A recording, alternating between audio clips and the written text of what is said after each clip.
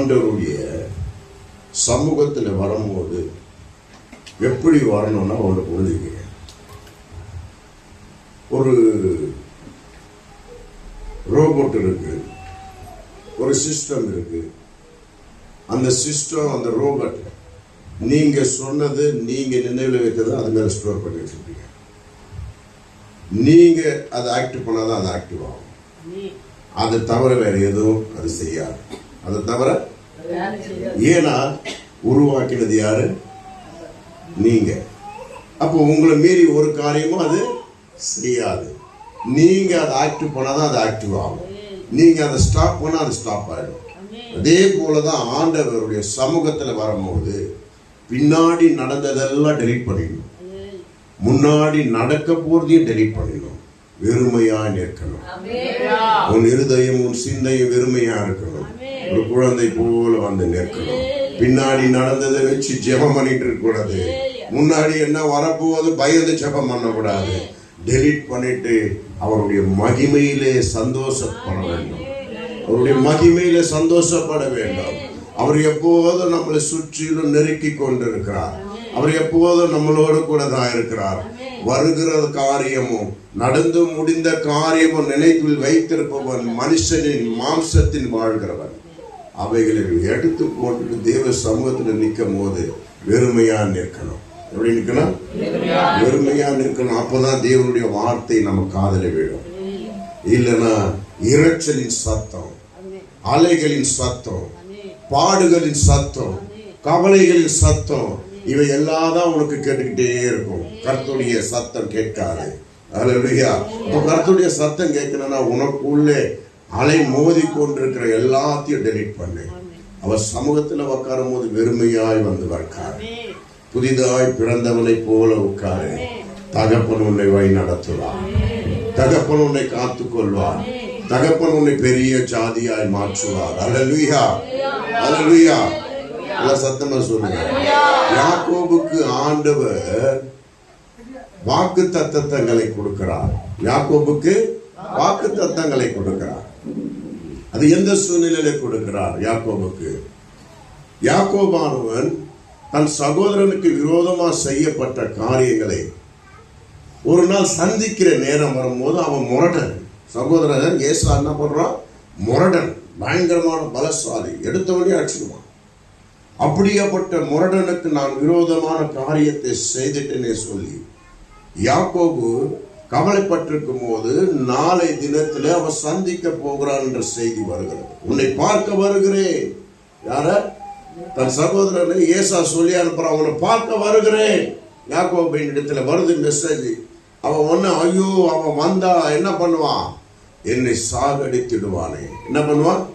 என்னை சாகடித்திடுவானே, நான் என்ன பண்றதுன்னு தெரியலையே அப்படின்னு சொல்லி அவன் தப்பித்து ஓட வழி தேடல. அவன் வருவதை தடுத்து நிறுத்த வழி தேடல. கர்த்தருடைய பாதத்தை தேடினான். இதுதான் முக்கியம். நெருக்கப்படுகிற நேரத்திலே, சோதிக்கப்படுகிற நேரத்திலே, தனிமைப்படுத்துகிற நேரத்திலே, கர்த்தர் தனிமைப்படுத்துகிறார்னா மனுஷனுடைய ஆலோசனை உனக்கு தேவையில்லை. என் ஆலோசனை உனக்கு வேண்டும், நீ என்னிடத்தில் கேள் என்றுதான் ஆண்டவர் தனிமைப்படுத்துகிறார். அப்போ மனுஷனுடைய ஆலோசனையை நம்ம உதறி தரணும். மனுஷனுடைய ஆலோசனை பள்ளத்துல தான் விளைவிக்கும். அந்த நேரத்துல கொஞ்சம் சமாதானம் இருக்கும். ஆனா கர்த்தருடைய வார்த்தையோ என் ஜீவன் முடியும் வரையிலும் எனக்கு சமாதானத்தை தரும். அது மனுஷன் கொடுக்கிறா போல அல்ல. என்னுடைய சமாதானத்தையே நான் உங்களுக்கு தருகிறேன் ஆண்டவர் சொன்னது. அந்த வார்த்தை இருக்கு பாருங்க. இந்த வார்த்தை தான் நமக்கு சமாதானத்தை கட்டளையிடும். அல்லேலூயா. அப்போ அவன் என்ன பண்ணா? தேவனுடைய பாதத்தை தேடினதுனால, கர்த்தாவே என்னை ரட்சியும், என்னை காப்பாற்றும், என்னை விடுதலையாக்கும், என்னை ஆசீர்வதியும். பிடித்த கதறின உடனே ஆண்டவர் இறங்கி அவனை தப்பிவித்தார். அவன் வருகிற நோக்கம், கிட்ட வருவர்களும் அவன் பயந்துட்டு இருந்தான். கிட்ட வந்து ஏதாவது பட்டயத்தை உருவி குத்திடுவானான். பயந்துட்டு இருந்தான். ஓடி வந்து கட்டி பிடித்து என் சகோதரனே சொல்லி முத்தமிட்டான். அவன் குணங்களை ஆண்டவர் மாற்றினார். கொடூரமான காரியங்களை மாற்றினார். முரட்டுத்தனங்களை மாற்றினார். சகோதரன் என்னதான் தப்பு எனக்கு விரோதமாய் பண்ணாலும் அவன் என்னுடைய சகோதரன் சொல்லிட்டு ஓடி வந்து கட்டி பிடித்து முத்தம் செய்தான். உடனே யாக்கோபு இருதயம் களி கூர்ந்து, என் மந்தையிலே பாதியாவது நீ எடுத்துக்கொள்ளு, ஒன்னும் வேணாம், உன்னை காட்டிலும் ஆண்டவர் என்னை அதிகமாக ஆசை இருந்தாலும் நீர் எடுத்துக்கொள்ளும் சொல்லி கட்டாயப்படுத்தி கொடுக்கிறார். ஆண்டவர் கொடூரமான இருதயங்களை மாற்றுகிற தேவன், இருதயத்தை திறக்கிற தேவன், இருதயத்தை உடைக்கிற தேவன், சம்மட்டியினால் அடிக்கிற தேவன். அப்போ ஆண்டவரால செய்ய முடியாத காரியம் ஒண்ணும் கிடையாது. அப்போ இந்த பாடுகளும் இந்த வேதனைகளும் அதுல தான் நம்ம நடந்து வரணும். அதுல இருந்து நான் தப்பித்துக் கொள்ள என்ன வழி தேடணும்? உண்மையா பாருங்க, தேவனுடைய பிள்ளைகள் பாடுகளில் நடக்கும் போது கர்த்தரை பற்றி கொள்வார்கள். அந்த பாடை ஏற்றுக்கொள்ளாதவர்களோ என்ன ஆகிறார்னா, தேவனுடைய வழியை விட்டு விலகி போறாங்க.